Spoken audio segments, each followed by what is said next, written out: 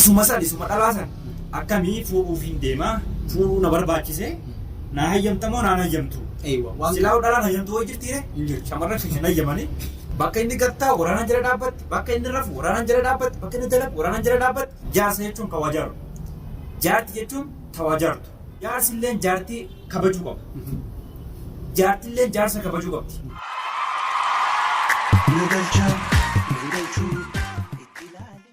Assalamu alaikum warahmatullahi wabarakatuh. Daawwattoota fi hordoftoota kabajamtoota yaaddoo sabaa kam nagaa keessanii fayyaa jirtu isiniin jenna.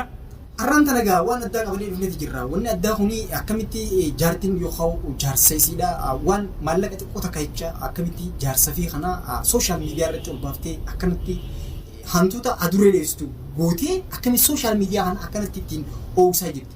Kuni waan ta'uu qaba. Maalleen isiin hiisifteef doolaara 500 qofa. Akkamitti namni abbaa mana ifii doolaara 500 qofaaf bakka ol seenu waraanaan jala dhaabbatti bakka inni gattaa waraanaan jala dhaabbatti bakka inni rafu waraanaan jala dhaabbatti bakka inni dalagu waraanaan jala dhaabbatti suudha qorannee bikka geenyu malee jiraataaf nu jenne bilbilee gaafadhee hin ture. Ayiwaa isi gaafate jira. Isa bilbilee gaafadhee hin ture. Anammoo doolaara 500 malee hin fuunee naan jedhe. Hin fuunee dahaaba isin jettu hin fuunee ammoo isin kakata amma isaan kun nama ilmaa waliin qabu. Akkasicha jira. Waan akkanaa wal godhuun sirrii miti. Akkuma fedhee utaanaan namni bara guyyaa tokko wajjin bulee miti waliin nyaateeyyuu akkanatti akka amma isiin isa godhu jirtu kana waliin godhu. Waliin godhu. An akkana fakkaatti jechuudha maaliif hogguu akkana amantiin akkuma amantiin teenyas afur hayyamteeti jirti. Amantiin teenya afur hayyamtee jirti. Afur si hayyamti. Takka fuu takka sididduu lammaffaa sididduu sadaffaa sididduu afuraffaa yoo afur sididdee malee Salhiitee fixee takka jala hiikaadhaan fuul dandeessi shanaffaa kana jechuudha. Hedduu takka dhaari'u arranta. Balloon hidhame balloon hidhame hidhaadhaa bahee jira. Inni maallaqaan bahee jira. Sababa isaanii jechuudha nullee haddadaa jira. Nu haddadaa jira. Na dhaaddachuu jira bara. Anis hin dhaaddachuu jira. Amma ni ilaala jeetiin balloo dhaqe mana hidhaa inni itti hidhame ni ilaala jeetiin nyaata fuudhee geessee fi askarri bakka sana hedduu ol seenee isa laaluun ol orkite. Fuudheetiin nyaata kanaaf kalas makkinuu haza al-aakil jeenitiin qadaa geesseef qadaan irraa fuudhan namtichi dhandhaminaan jee dhandhamii ilaaleetiin kanneef geessiif jeeni biraas deebi'eetiin itti bilbile aboo nyaata namtichi nyaataa naaf fide siif kanneen jeen nyaata ati naa fidde ifii nyaachuu miti sareefuun kan nuunaan jee maaliif jennaan summii qabaa naan jee kana hundaa'u eenyuutu fidemma Isif fidi. Ana kana godhuun sirrii miti. Jechuun ugu takkaas la gaap jennee yookaan immoo gaappitaadhaan sootuma jennee wal firra dhaabbannee ilaallee amma balloon bahee haafee jaarsasiiti. Inni immoo maal jeetii haasoo jechuudha balloon wanni jaarsisiitii fi ati jaarsisiitii miti ani. Ani nama birooti. Maaliif si qabsiiftee jennaan inni beeyta yaaniiti. Isiinuu inni ni beekaan isa qabte. Balloon rakkoo inni qabu. Isaa dur waliif fuusisee. Ammallee isumaatitu harka keessaa qaba. Harka keessaa qaba. Bahuu isaanii. Isini shakkiidhaanii waan kana gootu jechuudha. Garuu ammoo dhiirti keenyallee sila waan godhan tokko nama biraatiin waan maatii keessa godhan tokko nama biraatiin mari'achuu miti. Isuma dhalaasan akkamii fuudhuuf hin deemaa fuudhuu na barbaachise na hayyamtamoo naan hayyamtu. Silaa dhalaan hayyamtu hoo jirtiire?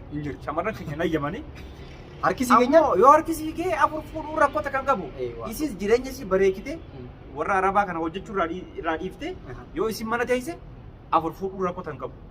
Isinis amma viidiyoo xiqqoo dura gallakkifte keessatti yookaan immoo viidiyoo isin gallakkifte keessatti guutuu laalee himtu.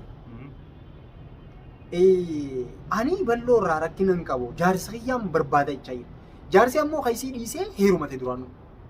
Maallaqa isii fudhatee hatti heerumate. La sanumaa waan akka deebi'u natti hime jaarsisi. Jechuun haadha ilmaan kiyyaa dhiisee bakkaan deemu hin qabu naan jedhe. Hanga neeqinitti ammoo isis jaartiin fuudhes qabadhee isilleen dhalaan tun beekadhu torbaanuma tokko dibbee goggooytuu tumtii yaade. Jee dhugaadhe. Torbee tokko booda immoo ni deebi'aa naan jedhan biratti. Beekama ta'uu danda'a. Kanaafuu ani akka kiyyatti congratulation mabruuk baga fuuteen jaanani. Yoo dhalaan si gubti firraa kun bareedaadha. Beekamaadha. Maaliif yoo dhiirti dhalaa teenya tana gubellee dhalaallee biraa firraa adi'uun sirriidha. Dhala namaa eeggamuu qaba yookaan immoo akkuma eeggamuu qabutti mirgi Hogguun yeroo hedduu ani maali egaa mirga dhalaa mirga dubartoota jedhan. Mirga dhiiraa waan yoo kana barreeffamee kitaaba irratti barreeffamee jiru. Mirgi dhiiraa Maaliif garuu dhiira kanaatu dhalaa miidhagaa yeroo hundaa hubayna. garuu immoo kuni tahee yoo jiraate parsantiin dhibbarraa parsantiin 15 dhalaan dhiiramiitu jirtu. Haala kanaan inni miidhameeti miidhaa isaa maallaqa fudhatee bahe. Garuu immoo akka ammaa kanatti Maalleen inni fuudhes maallaqaa miti daawwattoota keenya. Doolaara 500 moo 500. haa ta'u garuu Ji'a tokko fidatu doolaara 500 maal ta'a? haa ta'u garuu asirratti jechuudha. Innis if duuba deebi'ee suuta je'ee ani hoggoo akka na fakkaate jechuudha. Akka na fakkaatutti isaan kun garri tokko garri ol dhadhaganii qabu. Hin jirtu. Ammallee Hanga hin giniiqnitti. ammallee daawwattoota hordoftoota keenya waan hin jechuu barbaade namni tokko erga walitti dhufe jaarsaa fi jaartii jaarsa jechuun kan wajaaru jaartii jechuun tawaajaartu. Tawaa hiitu jechuudha. Waan jaaramisan hiitu. Namoota lama kan walitti dhufe waldee wajjin waan tokko jalqabee jechuudha. Beekama. Utubaadhaa beekadhu bultii kana jechuun. Bultii jechuun utubaadha. Jaarsilleen jaartii kabajuu qaba. Jaartilleen jaarsa kabajuu qabdi. Jaarsillee warra jaartii kana kabajuu qaba. Beekama. Jaartillee warra jaarsaa kabajuu qabdi. Beekadhu nama keenya wanni gargar baasu yeroo baay'ee waan akkanaa kana. Dhugaadha hedduu takka nama ajaa'ibsiisaa garuu isaan gaaffitaa yookaan suuta jedhanii if duuba deebi'anii jechuudha. If laaluutu isaan barbaachiseetiin jira. Mucaanis jaartii fuudhee yookaan heerumate akka isaan jaarii jechuudha. Itti heerumate kana Itti heerumateen wanni jedhamu. wanni itti heerumate jaan hin jirtu. Inni afur fuudhuudhaaf mirga qaba. Mirga qaba. Mirga nuti ani kanneef yookaan akka isiin kan ta'eef yookaan akka ta'an ta'eef mirga gubbaadhaaf akka amantii musliimaatti barreeffame afuriitu jira. Afur fuudhuu jira. Isiin dadhaban isiin immoo dadhabatee gorsee yookaan waan irratti wal didan isaan icciitii guddoo takka achi kaaniiti gubbaarra dubbachuu jira. Irra dibaa godhu jira. Irra dibaa godhu jira. Icciitiin guddoon suni bahuu qaba. Amma gaaballoon eegaa hidhaadhaa bahee isiin maal jettee haasofte ani jaarsa kiyyaan barbaada balloodhaaf ani obboleessa yookaan obbolummaa walitti qabna jette. Okay. Obbolummaa walitti qabaannaan ati immoo inni baasuu didee harkeetiin jira. Mirga isaati balloonis. Harkeetiin jira singarsi jechuun mirga qaba. Akkana fakkaata. Daawwattoota hordoftoota keenya saadaa jalatti viidiyoo kana jalatti koomentii barreessaaf saadaadhaaf. Abbaa manaa keetii siitti balleesseeti deebisii akka baaftetti jedhaanii malee abbaa manaa isiisan baay'ee komattan viidiyoo isii jala seeneetti ilaalee ture koomentii isan barreessaniif akka dhiirri kana nama godhaa dhiirri akkas nama godhaa dhiirrinis jallaa qaba dhalaanis jalloo qabdi waa baay'ee godhaa turte isiin. Inni am hangammaa hiriyoonni kiyya yoo dhufan nan kabajjuu jee waan takka yoo nuti akka jaarsaa fi jaartitti waliin mari'anne waan san hundaa'u narraa hin fudhattuu jee. Amma kana hundaa'u eenyuuf fide jaarsaa fi jaartii jechuun akkuma reefu tana jennetti jaartiin tawaa jaartu jaarsi kawaa jaaru kanaafuu jaarsaa fi jaartiin waliif galanii fakkeenyaaf amma ati abbaa manaati. Jaartii teetiin bakka san hin dhaqinii nama san bira yoo ta'ette jaartiin tee dhaquun qabdu. Dhiisuu qabdi. Dubartoota keenya irraas wanni eegamu waan kana.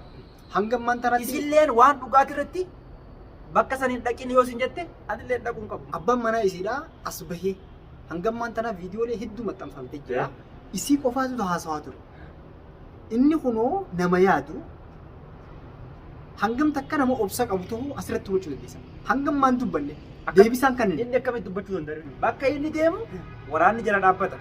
itti gootee jiru. Askarri biyya tanaa maallaqa biyya tanaa yoo kuma lama kanniteef kuma lama waan jimaati jimaa biyya kana jira ittiin qameemi sanboota si jala deema. Si jala deema bakka ta'u kaameraadha. Si jala deema bakka ta'u hundinuu kaameraadha. Cinqamee jiraniinis akka isii waan kanarraa deebitu daawwattoonni keenya kun godhuu ni danda'a. Isiidhaan soota yookaan ragaa jijjiiranii. Nuti ammoo ammallee yoo isiin nurraa fudhatte Isii gorsu. isii gorsinee yoo isiin gorsa keenya fudhatte jaarsa isii san dheenee fuunee manatti deebifnee jaartii lama godhachuun rakkoo takka illee hin qabu. Rakkoon qabu. Sanis ni danda'a tanaas ni danda'a ni dandeessaa masruufuu dandeessaa ni danda'a akka saniif kan irratti yoo firaashii tokko irratti firaashii tokko bareedaa yoo bitte niitii haarommaa fuuteef firaashii akkasii saadaadhaan bituu dandeessaa. Gabaabaadha amma kun yoo uffata ta'ammaan tana fuuteef bitte saadaadhaan uffata akkasii bituuf dandeessaa kasan fakkaatu bifti isaa sanii gatiin isaa sanii. Waan bareedu takka garuu immoo akka kanatti wal jala dhaabbachuun yookaan wal fannisanii fannoo wal kaanii wal jala qabamuun yookaan walitti ilaaluun kahaanni morma si deemu. Namni jala jiru immoo nama taa'uuf samuun dhiyoodha jedha. Ijoollee meeqa waliin qaba namni kun ammas cubbaani? Haadha manaasaa itti deebi'ee isiin isuma harkachuu barbaaddi inni immoo heerumatee jiriyaan osoo as deebi'ee gaarii dhaggeetiin yaada akka yaada fayyada. Daawwattoota keenya hordoftoota keenya yoo inni nu dhagee isinillee haa dhageessu. Isa ni fuun bira fin. Namni kun haadha maatii isaatiimi beekama. Maal godhuu feetaa? Ati isii hiikuu feetamoo hiiteet isii takkitti qabachuu feetamoo dhiisuu feeta. Isinillee jaartii nuti akka amantii keenyatti afur nu fayyadu. Afranuu yoo inni fuudhee yoo inni masruufa kee waa hundaa sii kennuu si danda'e maal godhuu dandeessa? Akkamirraa feeta? Waan feetu isillee ni gaafanna. Ammoo isaan walitti deebisuudhaaf nuti daqiiqaa takka nu fudhatu. Garuu ammoo eenyu dadhabne? Isii dadhabne. Maallaqa fuudhee narra fuudhee akkam namni maallaqa doolaara 500 jecha nama dubbata. Jaarsa fi akkanatti daaba jedhu fuun. Isin daaba jechaa jirti garuu kana hangam takka gaa inni afaan isaarraa ani maallaqa qofaan hangana fuudhe jechuu danda'a. Garuu maallaqa guddaa fuudhee hangana nutti himuu danda'a yaaddoo sirriitti wal hubachuu. If dhoysuudhaaf yookaan if xiqqee if gartee qal'aadhi takka if godhuudhaaf yookaan qal'aadhi takkatti isii kana xiqqeessuudhaafis maallaqa xiqqaa himuu danda'a. Daaba fuudheetis daaba fuudhe jechuu danda'a.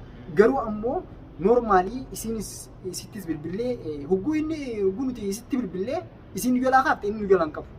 Hogguu nuti jaartiteeti wal dubbisaa jenneen yookaan silkii itti kanneen wal dubbisaa jenneen yookaan isii baha yookaan isaa baha. Innis dhiyeessuurraa gara hanga tokko. Laa inni ammaan tana dhugaa qaba. Nuti dubbii kana daawwattoota hordoftoota keenya viidiyoo itti aanutti dubbii isaanii kana dandeenye dadhabnee isin biraan keenya.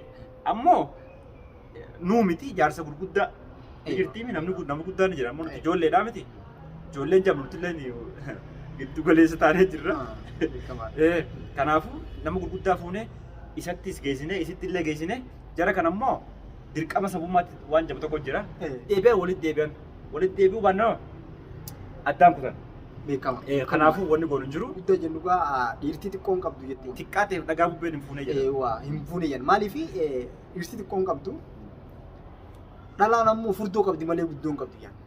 Hogguu kana jennu gaa isin tokko keenyaaf miti namoota qaqqaalii meeqaa jira hanii fi biyya bulchan ta dhiira caaltu jira. Ta dhiira caaltu meeqaa jira.